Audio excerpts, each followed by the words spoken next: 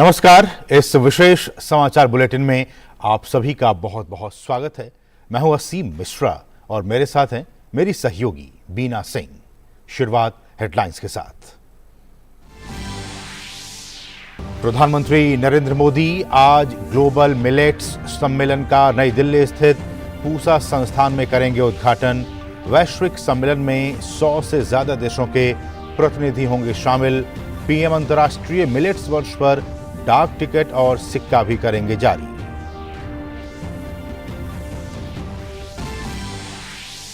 प्रधानमंत्री नरेंद्र मोदी और बांग्लादेश की प्रधानमंत्री शेख हसीना आज वर्चुअल तरीके से भारत बांग्लादेश मैत्री पाइपलाइन का करेंगे उद्घाटन।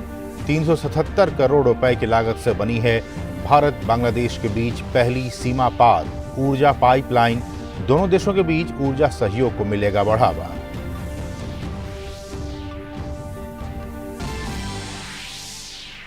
भारत की G20 की अध्यक्षता के तहत स्टार्टअप 20 एंगेजमेंट ग्रुप की बैठक सिक्किम के गैंगटॉक में होगी शुरू। 2 दिवसीय बैठक में G20 सदस्य देशों और भारतीय स्टार्टअप लेंगे हिस्सा।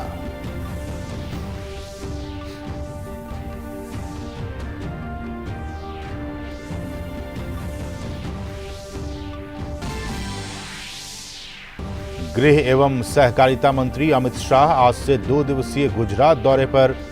गांधीनगर में आयोजित 49वें डेयरी उद्योग सम्मेलन में लेंगे हिस्सा। वडोदरा में महाराजा सयाजीराव विश्वविद्यालय के दीक्षांत समारोह में भी होंगे शामिल।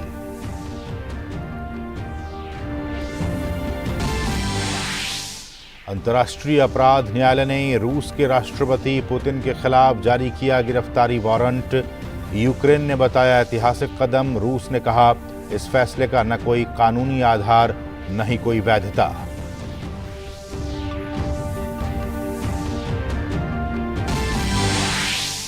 अमेरिका के पूर्व राष्ट्रपति ट्रंप ने प्रतिबंध हटाए जाने के बाद पहली बार फेसबुक पर किया पोस्ट। कैपिटल हिल में दंगों पर भड़काऊ पोस्ट को लेकर 2 साल पहले ट्रंप का अकाउंट हुआ था सस्पेंड।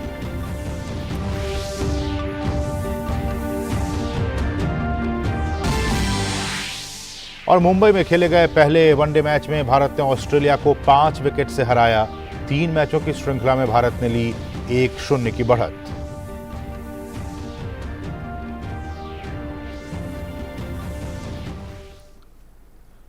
और अब सभी खबरें विस्तार से। प्रधानमंत्री नरेंद्र मोदी आज नई दिल्ली के भारतीय कृषि अनुसंधान संस्थान में ग्लोबल मिलेट्स यानी श्री अन्न सम्मेलन का उद्घाटन करेंगे। पीएम मोदी अंतर्राष्ट्रीय मिलेट्स वर्ष 2023 पर एक डाक टिकट और सिक्के का भी अनावरण करेंगे। ICAR और IIMR को ग्लोबल सेंटर ऑफ एक्सीलेंस के रूप में घोषित करने के साथ ही मिलेट्स पर एक वीडियो भी जारी किया जाएगा। सम्मेलन में 6 देशों के कृषि मंत्री, अंतर्राष्ट्रीय वैज्ञानिक, पोषण विशेषज्ञ, स्वास्थ्य विशेषज्ञ, स्टार्टअप नेता और अन्य हितधारक हिस्सा लेंगे। इसमें 100 से अधिक देशों के प्रतिनिधि और दुनिया भर से कई हितधारक इसमें शामिल होंगे। प्रधानमंत्री इस अवसर पर सभा को संबोधित भी करेंगे। 2 दिनों तक चलने वाले वैश्विक सम्मेलन में उत्पादकों, उपभोक्ताओं और अन्य हितधारकों के बीच पोषक अनाज के प्रचार और जागरूकता, पोषक अनाज की मूल्य श्रृंखला का विकास, पोषक अनाज के स्वास्थ्य और पोषण संबंधी पहलुओं, बाजार संपर्क, अनुसंधान और विकास जैसे पोषक अनाज से संबंधित सभी महत्वपूर्ण मुद्दों पर सत्र आयोजित किए जाएंगे। सम्मेलन में विभिन्न देशों के कृषि मंत्री, अंतर्राष्ट्रीय वैज्ञानिक, पोषण विशेषज्ञ, स्वास्थ्य विशेषज्ञ, स्टार्टअप, उद्योग के दिग्गज और अन्य हितधारक हिस्सा लेंगे।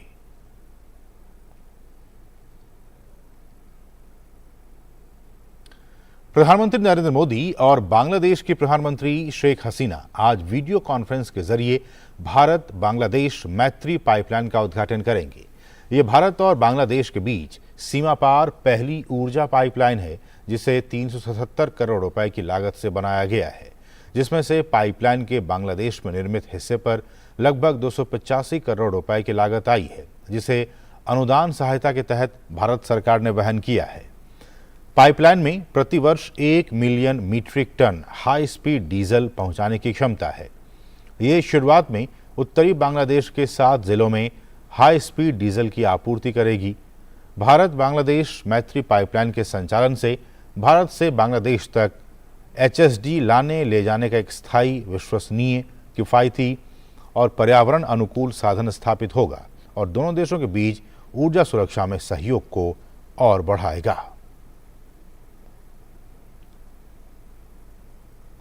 भारत की G20 की अध्यक्षता के तहत नवगठित स्टार्टअप 20 एंगेजमेंट ग्रुप की दूसरी बैठक आज से सिक्किम की राजधानी गैंगटॉक में शुरू होगी।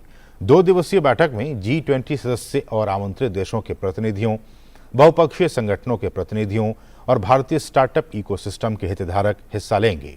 सिक्किम सभा 28 और 29 जनवरी 2023 को हैदराबाद में आयोजित पहली बैठक के दौरान सभी सहभागी प्रतिनिधियों के सहमति से अंतिम रूप से तय की गई विषय वस्तु को आगे बढ़ाएगी। स्थापना बैठक के दौरान 3 कार्यबलों यानी फाउंडेशन और गठबंधनों के उद्देश्य तथा विकास की प्रक्रियाओं, सभी प्रतिनिधियों के सुझावों को शामिल करने के लिए वित्त एवं समावेशन और स्थिरता व सुधार के बारे में बात की गई। फाउंडेशन और गठबंधन कार्यबल सर्वसम्मत फैसलों के जरिए वैश्विक स्टार्टअप इकोसिस्टम के सामंजस्य के लिए काम करेंगे। ये स्टार्टअप्स के लिए एक वैश्विक ज्ञान भंडार हब स्थापित करेगा जो G20 देशों के भीतर सबसे बढ़िया कार्यप्रणालियों को प्रदर्शित करेगा और साझा करेगा। भारत की अध्यक्षता में शंघाई सहयोग संगठन यानी SCO पर्यटन प्रशासन के प्रमुखों की बैठक कल वाराणसी में हुई। बैठक की अध्यक्षता पर्यटन और संस्कृति मंत्री G किशन रेड्डी ने की। काशी को SCO की पहली पर्यटन और सांस्कृतिक राजधानी घोषित किया गया है। ये मान्यता शहर को वैश्विक पर्यटन मानचित्र में और अधिक महत्व प्रदान करेगी। पर्यटन मंत्रियों ने पर्यटन में सहयोग के विकास पर SCO सदस्य देशों के बीच समझौते को लागू करने के लिए तैयार की गई संयुक्त कार्य योजना को अंतिम रूप दिया और अनुमोदित किया। इसके मुताबिक सदस्य देश SCO पर्यटन प्रदर्शनी, खाद्य महोत्सव, वेबिनार और पर्यटन पर संगोष्ठी, क्षेत्र में पर्यटन के प्रचार और विकास पर सम्मेलन और विशेषज्ञ सत्र जैसे विभिन्न गतिविधियां आयोजित करेंगे। वाराणसी जो काशी सिटी है, शंघाई कंट्रीज का कल्चरल सिटी के नाते घोषणा किया है। इसके कारण जो वाराणसी को, भारत को, शंघाई कंट्रीज से टूरिस्ट आने का एक अच्छे जो इसके संबंध में उपयोग होता है। आज भारत आने वाले दिन में एक टूरिज्म को बढ़ावा देने के लिए बहुत प्रयास करें। मेरा जो एक्सपेक्टेशन है, आने वाले 2-3 साल के अंदर भारत एक टूरिज्म का बड़ा डेस्टिनेशन दुनिया में भारत उभर के आएंगे। और यहाँ रुकेंगे छोटे से ब्रेक के लिए। आप देखते रहिए DD न्यूज। फूल वाला, केटरिंग वाला, बैंड वाला, ये लो भाई। बैंड बजेगी पापा, अगर गड़बड़ हुई तो गए पैसे। अरे नहीं रे, बैंक संभाल लेगा। कैसे? मैंने पॉजिटिव पे सिस्टम पे रजिस्टर किया है। बैंक को चेक्स और बेनिफिशियरीज की जानकारी दे दी है। बैंक चेक करेगा, जांच करेगा, डिटेल्स मैच नहीं तो क्लियरेंस नहीं। अच्छा, लाइए मुझे दीजिए। फोटो वाला, लाइट वाला, मंडप वाला। RBI कहता है जानकार बनिए, सतर्क रहिए। बिल्कुल सही कह रहे हैं। और ब्रेक के बाद आपका फिर से स्वागत है। राष्ट्रपति द्रौपदी मुर्मू आज तमिलनाडु के दौरे पर रहेंगी।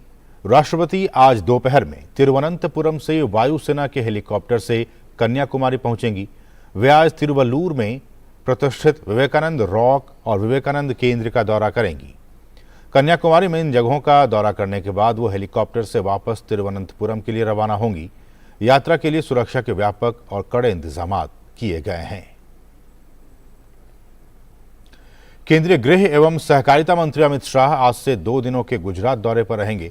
गृहमंत्री आज भारतीय डेयरी संघ की ओर से गांधीनगर में आयोजित 49वें डेयरी उद्योग सम्मेलन में हिस्सा लेंगे। इसके अलावा वे जिला विकास समन्वय और निगरानी समिति की बैठक में भी शामिल होंगे। वहीं गांधीनगर सिविल अस्पताल में मुफ्त भोजन अभियान की शुरुआत भी करेंगे। साथ ही आज वे वडोदरा में महाराजा सयाजीराव विश्वविद्यालय के दीक्षांत समारोह में शामिल होंगे। उसके पहले नारदीपुर तालाब का उद्घाटन करने के अलावा वासन तालाब और कलोल के विभिन्न विकास कार्यों का शिलान्यास और उद्घाटन भी करेंगी। गृह मंत्री अमित शाह गुजरात दौरे के दूसरे दिन यानी कल जूनागढ़ में एपीएमसी किसान भवन का उद्घाटन करेंगे और जूनागढ़ जिला बैंक के मुख्यालय का शिलान्यास करेंगे। साथ ही वे सोमनाथ मंदिर में पूजा अर्चना करने के अलावा सोमनाथ ट्रस्ट के मोबाइल ऐप का भी शुभारंभ करेंगे। कल शाम वे गुजरात केंद्रीय विश्वविद्यालय के दीक्षांत समारोह में शामिल होंगे।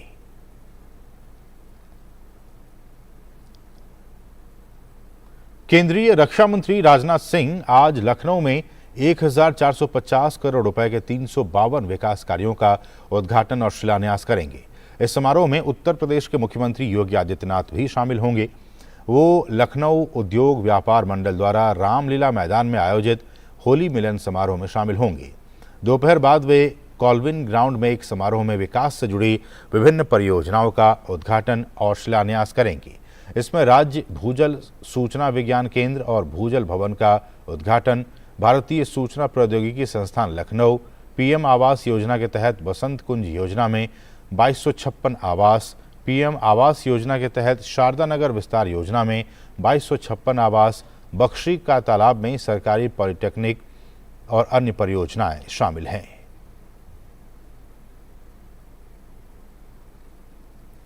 अंतर्राष्ट्रीय अपराध न्यायालय ने यूक्रेन में युद्ध अपराधों के लिए रूसी राष्ट्रपति व्लादिमीर पुतिन के खिलाफ गिरफ्तारी वारंट जारी किया है। वारंट यूक्रेन में किए गए युद्ध अपराधों के लिए जिम्मेदार होने के आरोप में जारी किया गया है। कोर्ट के इस फैसले पर रूस ने आपत्ति जताई है। रूस के विदेश मंत्रालय की प्रवक्ता ने इस फैसले की निंदा करते हुए कहा कि अंतर्राष्ट्रीय कोर्ट के फैसले का हमारे देश से कोई मतलब नहीं है। इस फैसले का न कोई कानूनी आधार है और न ही कोई वैधता है।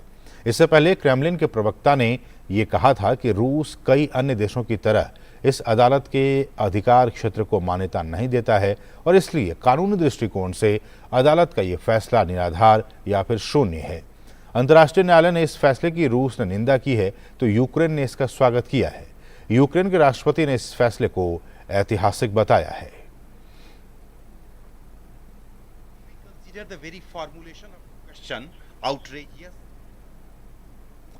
अमेरिका के पूर्व राष्ट्रपति डोनाल्ड ट्रंप प्रतिबंध हटाए जाने के बाद फेसबुक पर वापस लौट आए हैं। ट्रंप ने शुक्रवार को पहला फेसबुक पोस्ट किया, आई एम बैक। दरअसल 6 जनवरी 2021 को हुए कैपिटल हिल दंगे पर भड़काऊ पोस्ट को लेकर मेटा ने डोनाल्ड ट्रंप के अकाउंट को निलंबित कर दिया था। इस साल जनवरी में मेटा ने उनके अकाउंट को दोबारा बहाल करने की घोषणा की। मेटा ने कहा था कि आने वाले कुछ हफ्तों में ट्रंप का फेसबुक और इंस्टाग्राम अकाउंट को बहाल कर दिया जाएगा। यूट्यूब ने भी शुक्रवार को डोनाल्ड ट्रंप के खाते को बहाल कर दिया। इसके साथ ही यूट्यूब ऐसा करने वाला लेटेस्ट और अंतिम सोशल नेटवर्किंग प्लेटफॉर्म बन गया है।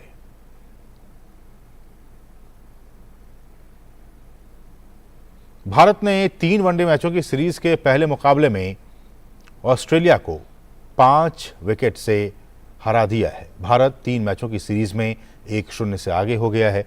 ऑस्ट्रेलिया ने पहले बल्लेबाजी करते हुए भारत के सामने 189 रनों का लक्ष्य रखा। भारत ने यह लक्ष्य 39.5 ओवर में हासिल कर लिया। तो इसके साथ ही इस विशेष समाचार बुलेटिन में बस इतना ही, लेकिन आगे आप देख सकते हैं हमारी विशेष प्रस्तुति डीडी प्रीमियर्स। नमस्कार।